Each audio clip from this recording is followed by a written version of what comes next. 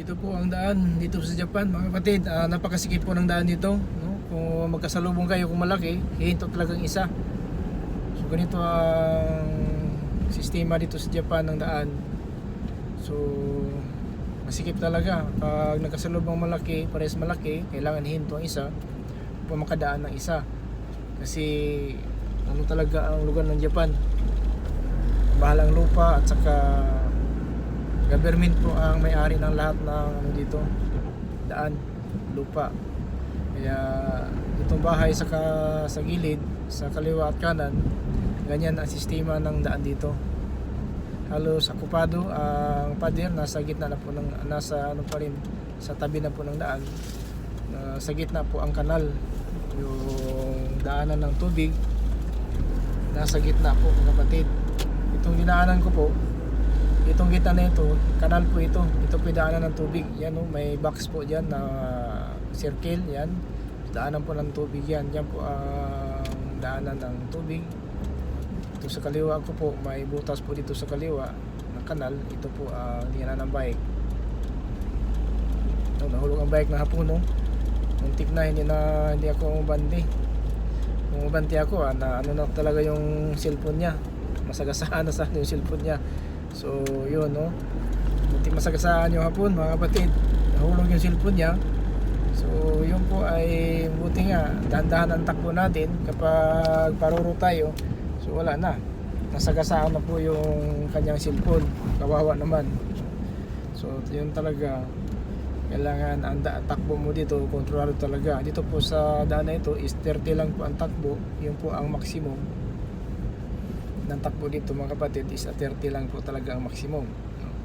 Hindi ka pwede parurot-harurot. Ito po may matanda dito, may matanda po na nakadaan ng bike, so hinto po itong sasakyan. So ito po ang ano talaga ng Japan. Hindi po talaga ang mga hapon dito masyadong abusante, no? Kontrolado po ang takbo sapagkat delikado po dito, no? Tingnan mo po, side by side po, pader na po yan. Yun po ang clearance. Yung pong sign ng triangle, yun po ang stop, Tomari sa Japanese. Yan po ang naka-marking po, Tomari. Yun po ang Japanese, mga kapatid, na sabihin natin sulat, naka-marking po dyan. Ito po ay Family Mart. Ito po ang kultura po dito sa Japan. Kasi ang kultura sa Japan, napakaganda talaga, no? Iba't ibang mga sabihin natin tanawin. At saka napakaganda talaga ng tanawin sa Japan. Kung nais natin sa Japan tumira, maganda ito. Kaya lang, kailangan ka magtatrabaho. Hindi ka pinagpahinga habang kaya mo trabaho. Dito sa Japan, kailangan magtrabaho sapagkat lahat po binabayaran. Yung bahay mo, kuryente mo, tubig, at saka yung gas mo, pagkain. Kaya habang kaya pa namin dito sa Japan, hanggang na tatanggapin pa kami ng kumpanya, so matili pa kami dito, mga kapatid. So talagang napakaganda talaga ng kultura dito sa Japan, pamumuhay ng tao, sistema sa paglalakad ng gobyerno. Maganda talaga, tumulong ang gobyerno, hindi ka pabayaan ng gobyerno. Kung magpa-hospital ka, wala kang pera, so kahit wala kang pera, tanggapin ka nila. At saka kung lumabas ka na walang pera, pwede ka lumabas na kahit 5,000, 3,000 bigay mo, okay na sa kanila yon. Kaya lang, may promissory ka upang bayaran mo yung natira. Iba sa Pilipinas, iba ang kultura doon, sistema sa sabihin natin pamalakad ng gobyerno. Dito sa Japan, tulong talaga. Yan ako bilib sa mga Hapon, ng mga Japanese citizen, sapagkat matulungin po sila. Kaya pinagpala ng Panginoon ang lugar nito, sapagkat ang mga tao dito hindi pabaya po. Tumulong talaga ang gobyerno pag may problema ng mga tulad namin, mga Nikijin. Kami po ay nanirahan sa Japan, is a long term visa po kami. Iba nga permanent visa na. Pero okay lang po kahit permanent. Kung wala kang trabaho din, permanent ka na, okay ka rin sa Pinas. Pagkat ano pang ibayad mo dito ng bahay, tirahan. So kahit permanent po, pwede ko umuwi sa Pinas anytime pag hindi mo na kaya ang trabaho. So kaya ganito ang sistema dito sa Japan, mga kapatid. Kami po dito sa Japan is hanggang nakaya namin. So manatili po kami dito. Kahit kung long term lang visa namin, tama na po yung long term. Kasi paano kung mag permanent visa ka, hindi na mo kaya ang trabaho, uwi ka rin sa Pinas, so ganun pa rin. Sapagkat ang permanent visa, marami requirements, marami mga palakad, sabihin natin mga kailangan ng mga papilis para maka-permanent visa ka. Pero mga kapatid, ganun pa rin, permanent at saka long term. Sa akin lang, tama na po yun, long term. Basta may visa lang, okay na po sa akin yun. So dito sa Japan mga kapatid, napakaganda talaga ang kultura dito mga kapatid. Ito po ang daan, ito traffic light. So ang sistema ng daan, naka-plaster talaga, no? Hindi tulad ng Pilipinas, kapag ang pa-right turn minsan dumaan sa 3 straight. Dito sa Japan, ito po ang isa is a right turn yan, no? Hindi po pwede yan dadaan sa dinaanan ko, sapagkat ako po at saka yung nakauna 3 straight po kami, at saka kung may left turn dito dadaan. Ito po ang sistema dito sa Japan ng pag talahan ay nila ng sasakyan para iwas po disgrasya. Walang gasgasan dito, sapagkat kung saan ang destinasyon mo, nakaposisyon ka na sa traffic light. Hindi pwede na mag-stop ka sa hindi mo daanan. So yun pa talaga, safety talaga dito sa Japan. Napakaganda po talaga ng sistema dito na pamalakad ng batas trapiko, at saka mga driver, mga kapatid, yun talaga, disiplinado po ang mga driver. Kanina po, yung cellphone, nahulog po ng isang mama na nakabisikleta. So kung maurot ako pa left turn, masagasaan po siya, at saka yung cellphone niya.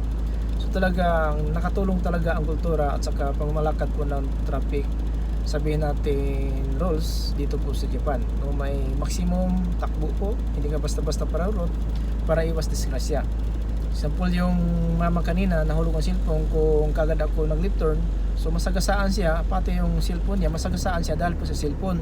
So kaya ganyan talaga ang sistema dito sa Japan. Safety talaga kapag ang driver lang sumusunod po sa batas mga kapatid. So ito po ang sistema dito po sa Japan. Ito ang daan, masikip talaga ang daan, pero kapag may kasalubong, hihinto naman sila. Kung ikaw naman ang hinto, ganun pa rin. Ito po ang daan dito, masikip talaga, at saka maliit lang po ang daan.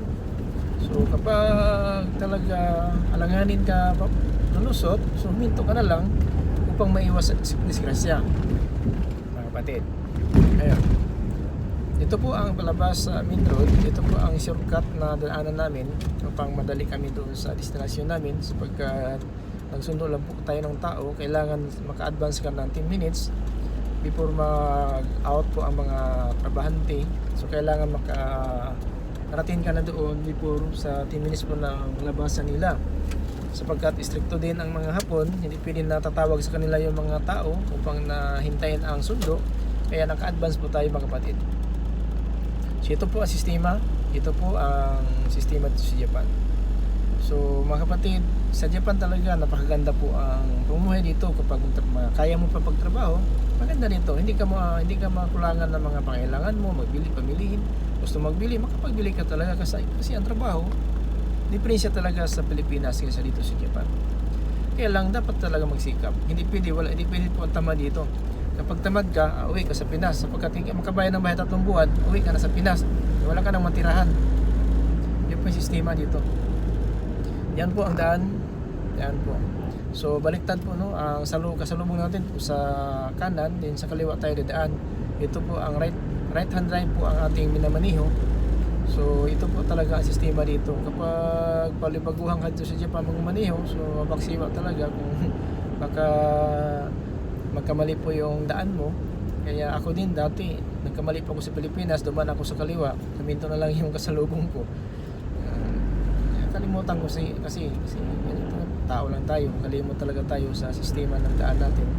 Nasanay tayo sa Japan, pagdating sa Pinas, parang madala mo rin sa sabihin mo sa yung mind, natili po na sa isipan mo na talaga ang daan mo kaliwa. Kung pagdating sa Pinas, pag kaliwa ka na daan, masagasaan, magkasalubong kayo ng kalaban mo. So yun talaga mga kapatid. So ito po ay pinapakita po natin ang kultura dito sa Japan, sistema po na pamumuhay dito sa Japan, at saka daan, sistema, ano ba talaga ang pamalakad sa Japan, ano ba sistema ng daan. Ganito po ang traffic, no? Hindi po heavy traffic po, ito po ay ano lang, hindi po siya masyado traffic, parang normal lang po, hindi tayo hinto sapagkat hindi naman masyado ganong karami ang sasakyan, open ang daan sapagkat ano talaga ang mga driver, disiplinado talaga sila. kung saan sila pwede na daan. Tulad dito, right turn po tayo. So open po ang right turn. So pa right turn po tayo. Yun po ang ating sistema. Yan. So open sa kabila mga sakyan, pero nakaposisyon po sila. Hindi po pwede na ang kanilang parking, yung park nila sa traffic light ay tulad sa Pilipinas. Minsan po ang mga driver hindi po nila talaga trabisado ang rules and regulation sa batas trapiko. Yung po ang sistema, minsan nagkasakasa, nagkatikitan. Yung po ang sistema, sila po ay minsan po na nag-away-away dahil po sa hindi maiwasan talaga, mga kapatid.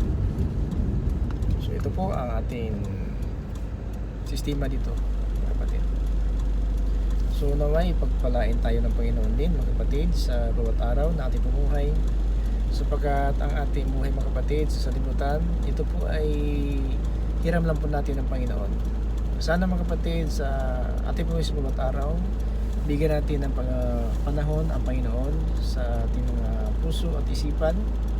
Makinig tayo ng salita ng Diyos, mga kapatid, sapagkat ang salita ng Diyos din napakaganda po sa ating pumuhay sa bawat araw na bigay po sa atin ng aral, tinuruan po tayo upang hindi po tayo mapahamak, mga kapatid, sapagkat ang salita ng Diyos, ito pinabigay sa atin ng pag-asa. Ito po ay nagbigay po sa atin ng pagkataon na malalaman po natin ang dapat natin gawin habang po tayo naghihintay sa atin ng Kristo po, at habang hindi po natin ang mga panahon na tinatakda ng Panginoon sa atin, sapagkat nakasulat na po ang tadhana natin, mga kapatid. So gusto nyo sa hindi, talaga darating ang panahon na alis tayo sa libutan at wala tayong magawa. Walang kapangyarihan ng kamatayan, mga kapatid, pag darating sa tao, walang kapangyarihan ng tao. At saka pag-alis ng Espiritu Santo, hasta kayo yung Espiritu, mga kapatid, ng buhay na natira po sa ating butas na ating ilong. So yun talaga ay panahon na po ng ating pag-alis sa libutan. Kaya mga kapatid, huwag pa natin kalimutan ang Panginoon po. Hanggang ngayon, patuloy po siya nabigay po sa atin ng pagkataon upang na malalaman talaga natin ang dapat natin gawin. Huwag natin hayaan, mga kapatid, ang salita ng Diyos na atin napakinggan, ito po ay natin mapakinabangan. Sapagkat ang salita ng Diyos, mga kapatid, ay nagbigay sa atin ng kalayaan. Dapat natin alam yan, mga kapatid, sapagkat ang Panginoon hanggang ngayon ay nagbigay po sa atin ng pagkataon upang maitama po natin pumuhay natin.